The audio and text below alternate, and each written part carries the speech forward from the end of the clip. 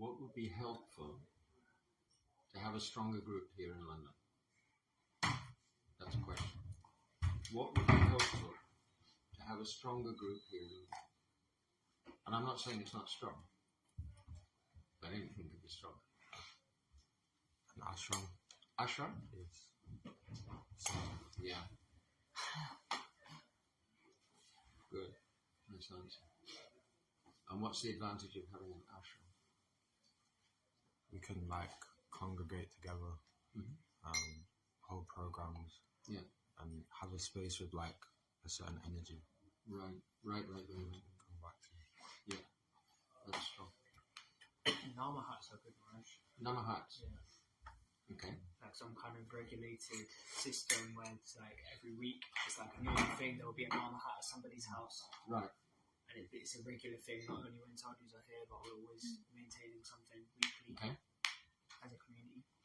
Because then it doesn't all fall on one person. The thing with an ashram is it falls on one person. And if there's nobody around who's kind of ready and willing and capable to take that responsibility, then it's just like not realistic.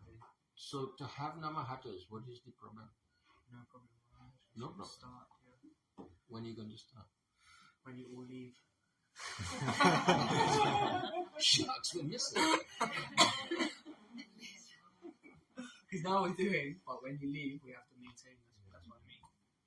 There's a real danger that local congregations will become sannyasi-holics.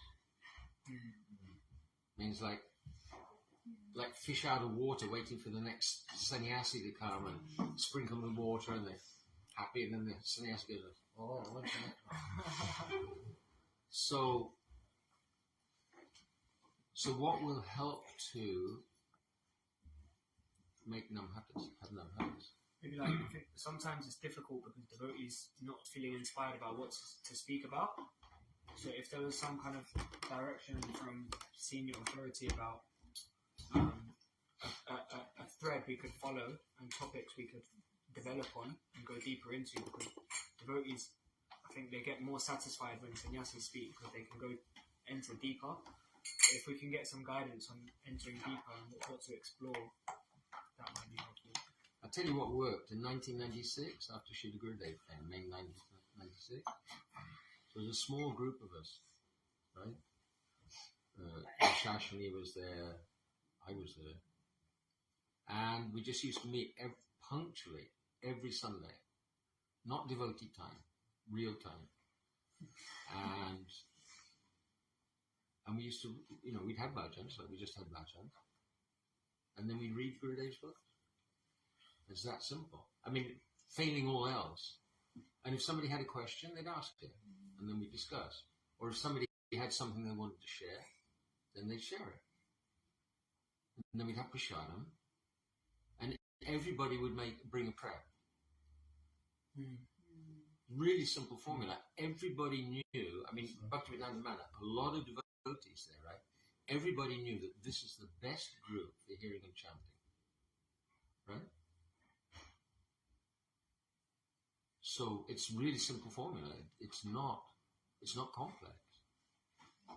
So how can we help to get that going? I think if some people who know that they're able to host occasionally kind of volunteer, and there becomes like some kind of open communication where it's like if we could have like maybe a schedule for the month or for the next 3 months even, and like devotees can volunteer, okay, this day I will host, this day I will host, so that it's in the calendar.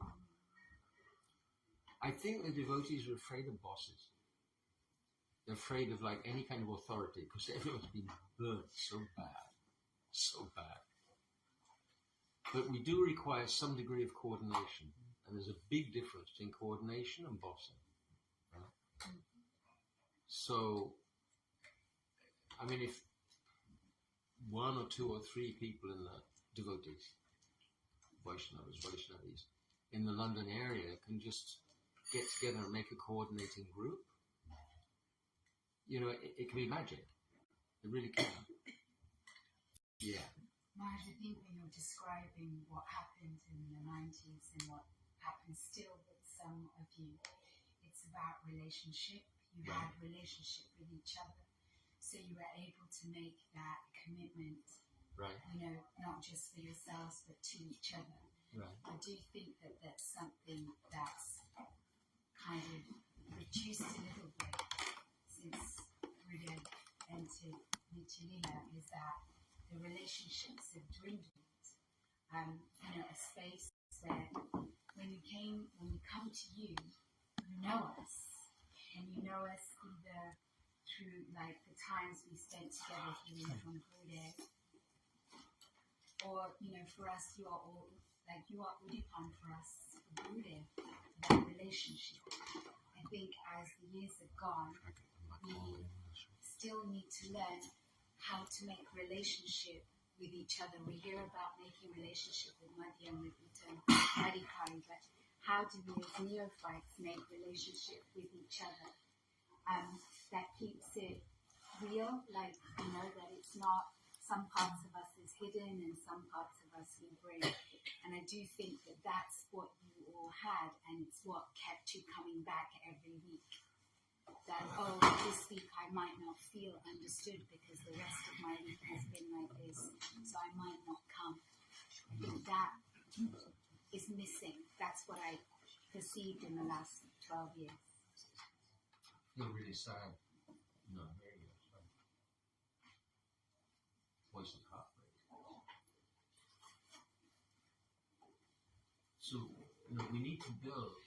It's not just about individual relationships. It's about coming together as a community, in love with Gurudev, in love with Prabhupada, in love with Gurudev. I think we need more discussion. If there's any way that we can help to facilitate that coming together. I mean, for example, not that I would want to supplant the group process, but I mean, if it would be a catalyst, somebody comes on, myself or anybody else comes on just like 10 minutes or 15 minutes, and the rest is all, local, right? Zoom or something. Yeah, Zoom. You should know. I think it's beautiful that you're bringing up this subject, inspiring, and I think there are two types of, and I really like what Pran said about a rotational grihastha, and I like your simplicity. You bring a dish, you read a book, and you don't always need a charismatic speaker to ignite us. If we read from a book and then we share our insights from the book, this is very beautiful. But I also think there's another format that is not mutually exclusive that complements it, which in Krishna conscious parlance is normally called Ishtagosti, but I would adapt it a bit, where a lot of people come to these gatherings and everybody's on their best devotee behavior, and then they go back and actually many devotees are struggling in their bhakti.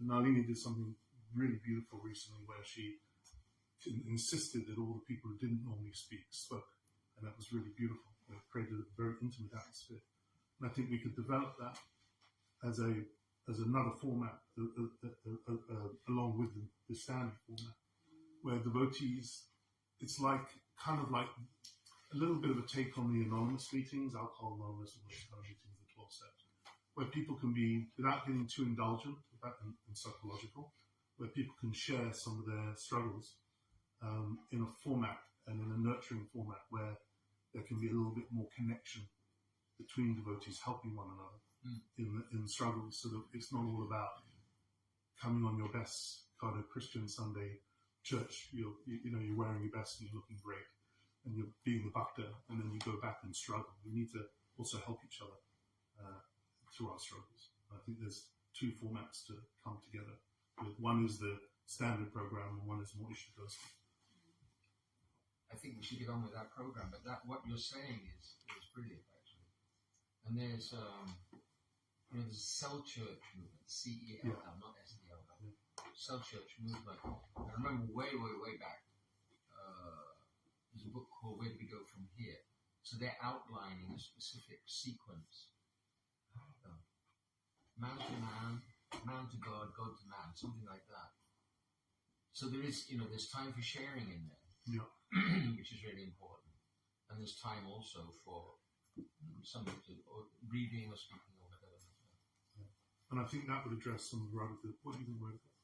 I think that might address that, because you used the word real like earlier in what you were saying. Like, it's important to be real with each other. An opportunity to reveal your mind in confidence. Yeah. Like, what does that look like when it's not with Madhyam, Adhikari, Uttam, Adhikari, when it's just with each other, between neophytes? How do we feel safe and trusting to reveal our mind in confidence? This is very, very, very good. I think, it's time we can move on. We invited Maharaj so that we can continue the program here. But I suggest that maybe we can have a Zoom conference where we continue this discussion. Maharaj, can I just say one point just very quickly before we finish? That I also struggled living in London, and I don't know what Krishna's will is. Now I'm staying in Vrindavan. I have done for 6 months. I'm going back. I'm not here, but from what I see, community needs like a center. Zoom's okay, it needs a center. To have a center, you need brahmacharis. So I'm just saying my bit of what I'm doing. I'm going to go and train because I can't cook, I can't really clean, I can't make garlands, I can barely do kirtan. I can't really do anything. So I'm going to go and train, and maybe I can be of use in the future. Because right now we don't have anyone that can start a centre. We tried to start a centre and it didn't really work. So that's my small bit of what I'm doing to help. Thank you. Okay, we can discuss on the thread, on the WhatsApp thread. We can have a Zoom conference discussion and continue this. I think it could be very, very important. It could be a big step forward. Include Badara. Yeah. He's really into the issue. He's on the thread. He's on that thread, yeah. Oh, is there a thread already? Bhakti Sanga UK? What's that thread? I don't think I want it. Someone put me on it. Definitely on it. Am I on it? Message on it. Okay.